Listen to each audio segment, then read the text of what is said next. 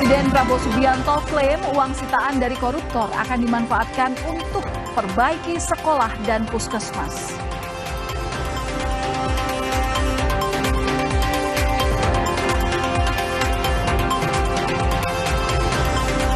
Libur panjang, stasiun kereta api Pasar Senen dipadati pelancong. Lebih dari 35.000 penumpang meninggalkan Jakarta.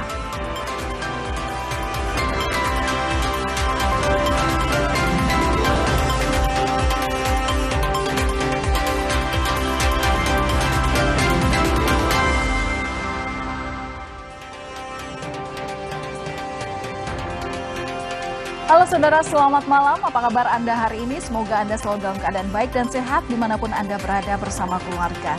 13 Mei 2026, Kompas Malam kembali hadir untuk Anda bersama saya, Valentina Sitorus.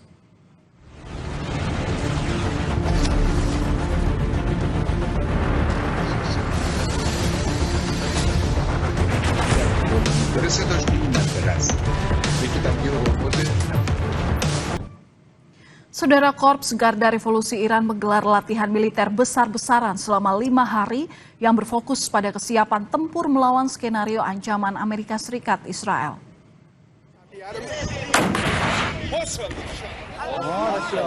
Dikutip dari media Iran, Mer News Agency, unit Teheran dari Korps Garda Revolusi Iran menyelesaikan latihan militer berskala besar dengan komandannya yang melaporkan kesiapan tempur penuh di seluruh batalion dan tim operasi khusus yang berpartisipasi.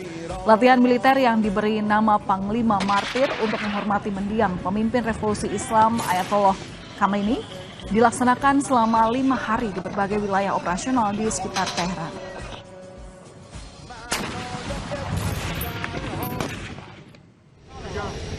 Presiden Amerika Serikat Donald Trump menyatakan Amerika Serikat tidak membutuhkan bantuan Tiongkok untuk mengakhiri perang melawan Iran. Pernyataan itu disampaikan Trump menjelang pertemuan penting dengan Presiden China Xi Jinping. Meski Washington sebelumnya berharap Beijing bisa menggunakan pengaruhnya terhadap Iran, Trump kini menegaskan Amerika Serikat mampu menyelesaikan konflik tanpa bantuan pihak lain. Trump mengklaim angkatan perang Iran sudah hancur. With the Iranians, do you think he can help in any way? No, I don't think we need any help with Iran. We'll win it one way or the other. We'll win it peacefully or otherwise. Their Navy's gone, their Air Force is gone, every single element of their war machine is gone. They've killed a lot of people. They've killed 42,000 people at least over the last month and a half. We win. Mr. President. Negosiasi antara Amerika Serikat dan Iran buntu. Perang berlarut-larut membuat biaya membengkak. Departemen Pertahanan Amerika Serikat menyatakan biaya perang dengan Iran meningkat hampir 29 miliar dolar Amerika atau sekitar 508 triliun rupiah dalam sidang anggaran di Capitol Hill Selasa 12 Mei. Angka itu sekitar 4 miliar dolar lebih tinggi dari perkiraan yang diberikan Menteri Pertahanan Pete Hegseth 2 minggu lalu. Isu nuklir dan Selat Hormuz masih jadi bahasan panas di tengah upaya jalan damai Amerika Serikat-Iran. Sebelum melakukan perjalanan menuju Tiongkok menemui Presiden Tiongkok Xi Jinping, Presiden Amerika Serikat Donald Trump menegaskan Iran tidak boleh memiliki senjata nuklir. Menurut Trump, jika Iran memiliki senjata nuklir, bukan hanya Amerika yang mengalami kesulitan, melainkan seluruh dunia akan mengalami kerugian yang besar.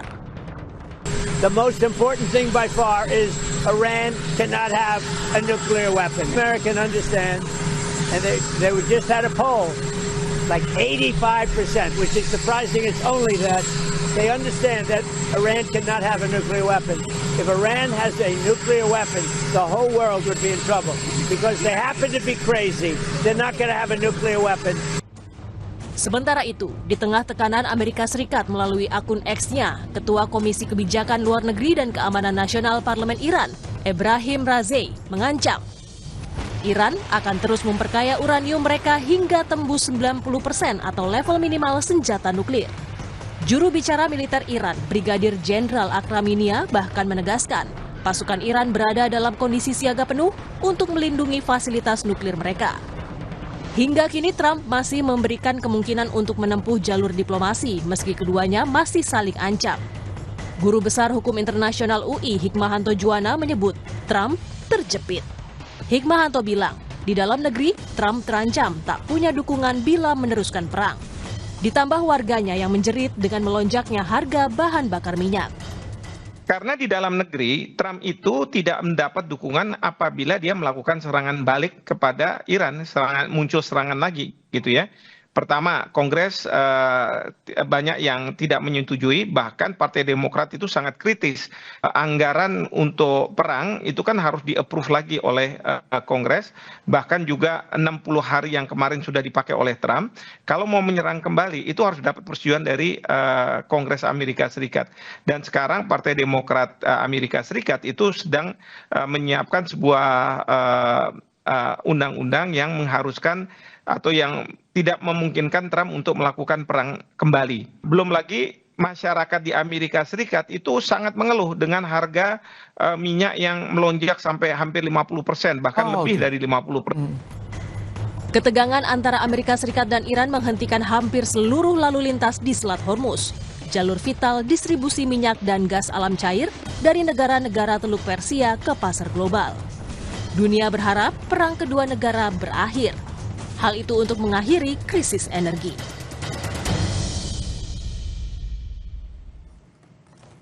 Dan untuk membahas terkait Amerika Serikat yang ketar-ketir dengan nuklir yang dimiliki Iran, sudah bersama kami Pizarro Ghazali selaku peneliti Asia Middle East Center. Selamat malam Pak Pizarro, apa kabar?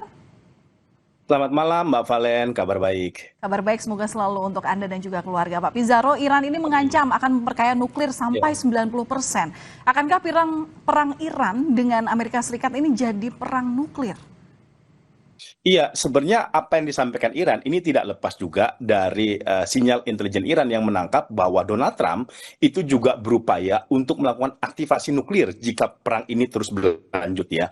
Karena kan beberapa waktu lalu ada laporan ya bahwa kemudian Donald Trump itu meminta kode nuklir ya kepada Pentagon jika suatu ketika perang ini tidak berujung dan kemudian membahayakan oleh Amerika Serikat. Makanya itu kemudian Iran itu membalas bahwa dia mengatakan kami juga bisa nih, negara kami juga bisa melakukan tingkat pengayaan uranium yang sekarang 60% menjadi 90%. Artinya itu Mbak Valen, itu tidak lama, itu sejengkal lagi.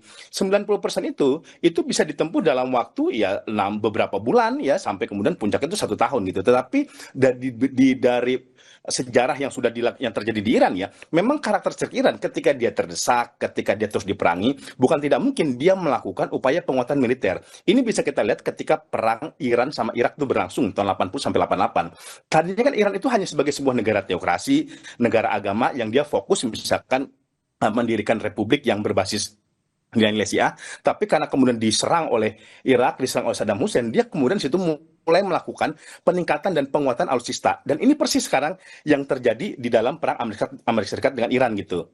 Kalau dulu di dalam perang Irak melawan Iran, di mana Iran itu diserang terus menerus, dia kemudian mulai di situ kan dia kemudian juga mulai terpikir untuk melakukan penguatan nuklir, penguatan persenjataan, karena dia kan juga terkena senjata kimia dari Irak gitu. Nah, dalam konteks yang ini juga sama, makanya Iran itu kemudian mengancam kembali, kami juga bisa loh bikin nuklir untuk melakukan peperangan menjadi lebih panas lagi. Nah, terkait ancaman 90% pengayaan nuklir ini akan dilakukan oleh Iran, respon Amerika Serikat bagaimana dengan kondisi ini, begitu dengan ancaman yang dilakukan oleh Iran? Iya, ini problematikanya. Donald Trump ini benar-benar memaju kena, mundur kena. Karena kalau kemudian dia melayani ya perang dengan Iran ya, itu malah akan memperdalam lagi perang yang dilakukan Amerika Serikat ke Timur Tengah. Karena kan Trump ini sekarang lagi mencari cara-cara bagaimana dia bisa keluar dari perang ini. Dia nggak mau perang panjang tuh, karena dulu di Afghanistan perang sampai 20 tahun. Itu kan nggak diprediksi juga sama Amerika Serikat. Perang di Irak juga sampai 8 tahun gitu. Nah, ini kalau kemudian terjadi aktivasi nuklir, ini yang kita berbahaya, itu bisa menjadi perang nuklir ya. Walaupun kemungkinan arah ke sana itu kecil gitu. Karena saya lihat juga arah ke sana kecil, artinya tidak akan ada serangan dari Amerika Serikat ya, karena tekanan dari dalam ataupun luar dan juga ketidakmampuan mungkin terkait juga dengan amunisi yang dimulai oleh Amerika Serikat, gitu maksudnya. Iya, karena gini, karena sekarang kan Amerika Serikat juga sedang mengalami keterbatasan amunisi ya. Dia sistem pertahanan udaranya itu 50% sudah terpakai dalam perang hanya sekitar 40 hari melawan Iran. Dan masalahnya untuk rearming, reloading dia kemampuan militernya itu butuh waktu 1 sampai 4 tahun gitu. Makanya itu cukup panjang gitu. Ini kan udah ditangkap sama Iran gitu bahwa stok amunisi dan militer Amerika Serikat itu benar-benar terbatas. Sedangkan Iran itu masih punya tuh 70%. Makanya kan nggak aneh tuh Iran tuh kan benar-benar dia confidence, dia berani meladeni Amerika Serikat gitu. Karena dalam posisi ini kondisi Donald Trump tuh benar-benar terdesak. Kalau dia perang bukan tidak mungkin, itu malah menjadi hukuman politik bagi dia. Jadi kalau gitu strategi pamungkas Trump karena banyak tekanan baik itu dari dalam negeri dan luar negeri bagaimana? Nah, itulah kenapa kemudian Trump itu sekarang mengunjungi Xi Jinping. Ini kan baru tiba ya di Cina ya. Ini salah satu cara untuk Trump itu keluar dari perang ini. Karena dia mengetahui bahwa Iran itu bisa dengar apa kata Cina ya, dia bisa karena ini koalisinya Cina, dia bisa kemudian mendengarkan masukan dan nasihat dari Cina. Inilah makanya kemudian Donald Trump itu kan datang ke Cina ya, sebenarnya tuh bukan direncanakan betul-betul gitu. Dia tuh datang karena keterpaksaan, karena nggak ada pilihan lain dia. Iran diserang, diblokade, tidak pernah mundur, tidak pernah mau menurunkan kapasitas militer dia. Makanya kemudian Donald Trump mendatangi Cina untuk kemudian mencari titik kompromi atau jalan yang bisa diambil untuk kemudian Amerika Serikat itu keluar dari pertarungan panjang melawan Iran. Tapi Trump ini mengklaim lewat pernyataannya bahwa dia pede melawan Iran tanpa bantuan dari Tiongkok. Gimana terkait pernyataan ini, Pak Pizarro? Valen berkali-kali Donald Trump mengatakan dia sudah menang lawan Iran, dia sudah menghancurkan fasilitas militer Iran. Itu toh juga tidak terbukti. Kalau memang Iran sudah kalah, buat apa dia diplomasi? Buat apa dia negosiasi ya kan gitu. Jadi ini sebenarnya hanya sekedar pernyataan dari Trump untuk menghibur dirinya ataupun para pendukungnya, seolah-olah dia tidak butuh Cina, padahal dia datang ke sini sebenarnya untuk betul-betul memanfaatkan Cina atau mendorong Cina untuk menjadi mediator gencatan senjata dengan Iran gitu. Makanya nanti ada beberapa kemungkinan skenario strategi gini. Ini bisa kemudian nih Valen, ini kemudian Cina menjadi salah satu negara alternatif di mana Iran nanti bisa nitip uraniumnya. Ini kan deadlock karena Trump itu minta cadangan uranium itu diserahkan kepada Amerika Serikat. Sedangkan bagi Iran itu sama aja kan bunuh diri politik bagi dia. Nah, kemungkinan jalan tengah yang bisa diambil ya, Cina kemudian menjadi negara tuan rumah untuk sementara ya dititipin cadangan uranium Iran yang ada 450 kg itu. Kalau tahun 2015 kan itu kan ke Rusia gitu ya. Tapi karena sekarang Cina itu udah rising, udah mulai kemudian mempunyai kekuatan militer yang sangat kuat, itu bukan tidak mungkin ada titik kompromi di mana Iran menyerahkan itu kepada Cina. Tapi mungkin tidak semudah itu menurut Anda ya. Tapi singkat saja Pak, jika perang Iran dan Amerika Serikat terus berlanjut, pihak eksternal apakah akan terus mengamankan kepentingan masing-masing? Menurut Anda seperti apa? Iya, kalau ini terus berlanjut sih, kalau kita lihat ya ini bisa problematikanya. Ini dampaknya tidak hanya perang Amerika Serikat dengan Iran, tetapi juga di kawasan. Ini kan yang sangat takut. Ini baru-baru aja Valen nih misalkan ya, Turki dan Qatar itu sepakat itu akan bergabung dengan aliansi Fakta Pertahanan Saudi-Pakistan gitu. Ini kan membuktikan negara-negara Teluk itu juga mencoba cari aman gitu dari pertarungan dua kelompok ini yang khawatir itu juga berdampak kepada wilayah mereka. Tetapi saya yakin ya akan ada titik kompromi, titik jalan tengah yang bisa dipakai. Contohnya kayak gini, kemungkinan Strait Hormuz itu akan dibuka sama Iran ya oleh atas persetujuan Amerika Serikat, tetapi di satu sisi apa konsekuensi bagi Iran? Iran itu kemungkinan boleh menjual minyaknya bebas, nggak lagi dapat sanksi dari Amerika Serikat itu ke Cina dan juga ke India, karena harus ada titik jalan tengah. Donald Trump nggak bisa terus mematok standar harga tinggi, tapi tanpa memberikan konsesi kepada Iran. Baik, terima kasih atas analisa Anda, Bu Pizarro Ghazali, peneliti Asia Middle East Center yang sudah berbagi pandangan Anda kepada kami di Kompas Malam Kompas TV. Salam sehat selalu, kita ketemu lagi nanti lain waktu. Sehat selalu, Valen. Ya. Saudara, kami akan kembali usai jeda dengan informasi mengenai satu keluarga di Kabupaten Bungo, Jambi yang tertimbun longsor. Seorang anak usia 11 tahun tewas.